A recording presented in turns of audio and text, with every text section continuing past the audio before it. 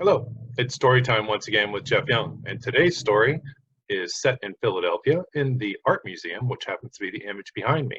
If you look on either side, you can see the gargoyles that are there, and this is a story about one of the gargoyles whose name just happens to be Iggy.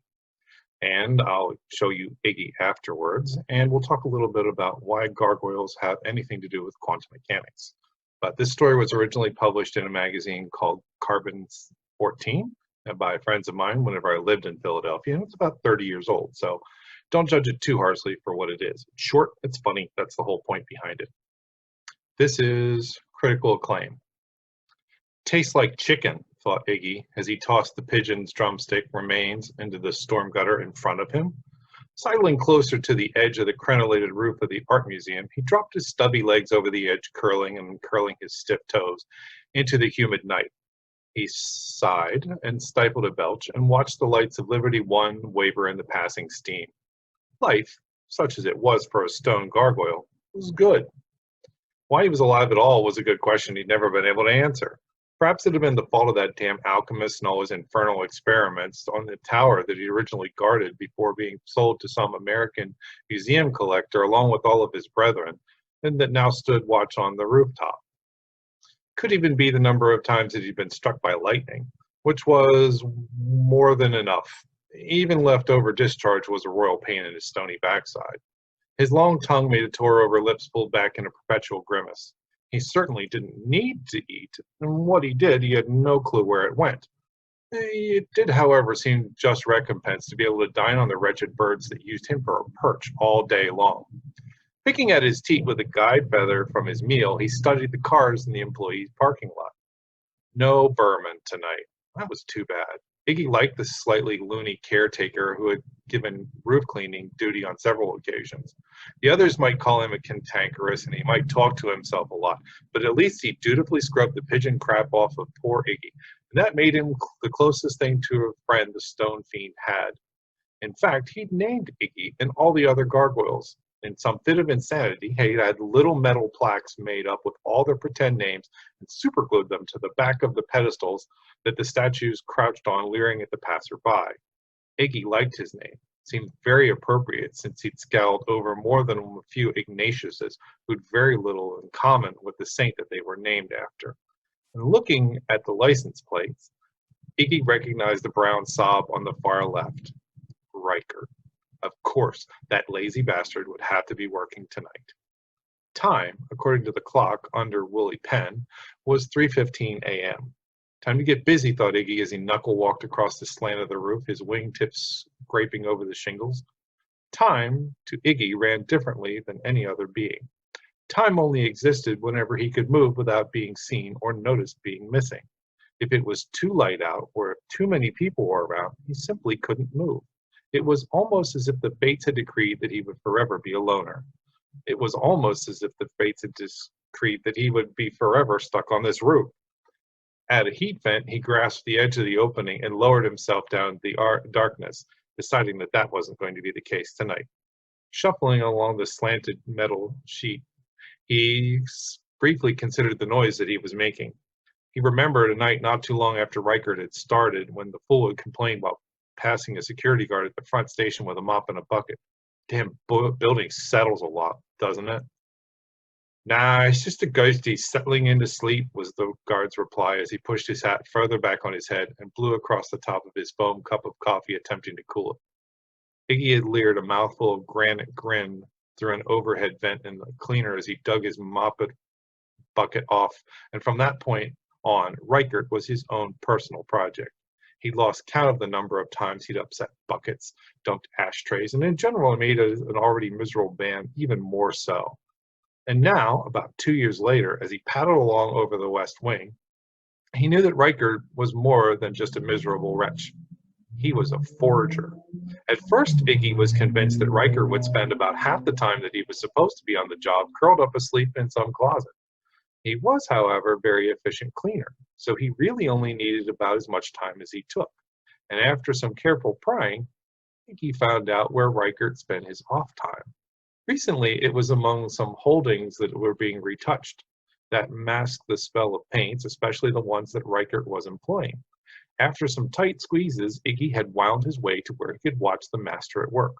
The man did earn his title. The Monet he was painting was a spitting image of the original, and how convenient that the original was in for cleaning. Chester Reichert also had Berman's bad habit of babbling to himself, and Iggy had overheard himself talking to himself several times, going on about how he would approach this friend that he had in the art community with a genuine Monet, telling him that how he had forged a clever fake, and then even now it was hanging in the museum. This man of importance, on the other hand, could have a share in auctioning off this fine piece of artwork if he could locate some suitable buyers.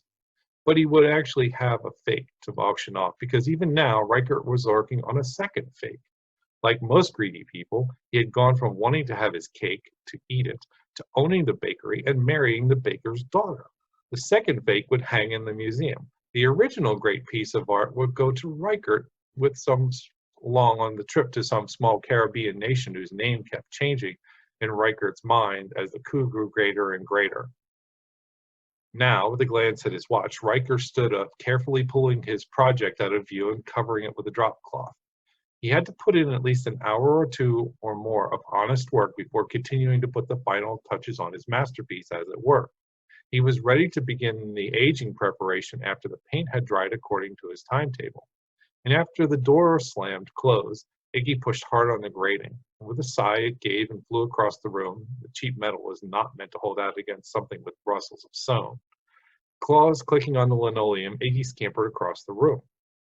First, he retrieved the screen, and with some judicious bending and a little bit of pounding, he was able to return it to relatively close to its prior shape. He wasn't overly worried about anyone noticing. After all, there were quite a few bent-up screens all around the building. Nothing had ever been said or done about them. What was one more? And now he had a use for that pigeon feather he'd tucked rakishly behind one ear. A few strokes here and there, and then away. Pull that bent cover back into place, and then get back in time to watch the basketball game that the security guard in the main rotunda would be watching on his miniature TV. That was enough mischief for one night here. Perhaps if the prick Reichert didn't notice, maybe forever. A month later, Iggy pored over the remains of a Sunday paper left in the trash can on the third floor, loving every word of the big splashy front page story. Artful work dodger turns out to be inartistic forger. He thought back on how he'd taken the feather, brushing it gently over the areas of solid color around the signature. A tired Reichert had come back later and begun the aging process, sealing Iggy's little addition right into the painting. He didn't even glance at the finish. After all, he'd gone over the entire surface of the forgery with a magnifier before Iggy had played his little trick. And then to add insult to injury, 2 weeks later, after Reichert had carefully lifted the original out of its working frame, placing it in a protective tube and stowing it in the ceiling among the bakes, Iggy switched the tubes on him. The fool had been sweating so profusely he'd nearly fallen off the ladder and had to rush off to the restroom after he'd hidden the original in the ceiling. Not one to miss an opportunity, Iggy had switched the label caps on the tubes so that Reichert had put the original right back into the restoration frame.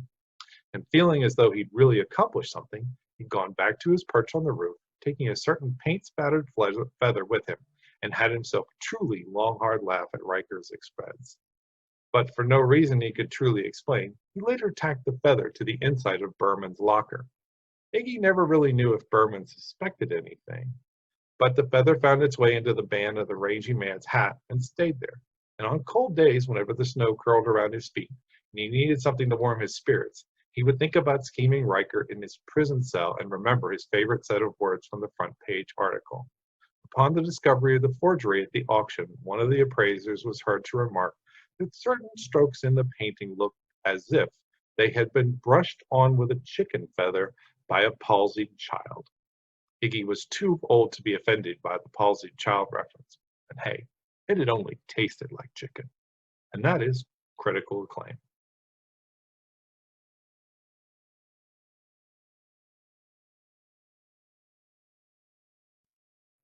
So you've seen the picture of Iggy. He rests on my bookshelf, and he holds up the books and does a good general job of keeping people away from them whenever they're not wanted. I found him at a Halloween store and rescued him from being boxed up for another year, and he came home with me, and he's been with me for years. Fascination with gargoyles has always been there, and we've gone to several places along with various school trips and things like that, and I've always taken pictures of the gargoyles whenever I have a chance. He's not the only one that's basically hiding around the place. Why are gargoyles like quantum equations? Well, the idea that Iggy could only move whenever somebody wasn't looking at him is the idea behind the collapse of the waveform equation that you hear about in quantum mechanics, the observer effect. If there is an observer, it changes and affects the way a reaction occurs. So if someone can observe Iggy, then Iggy can't move. And that's the story behind the story.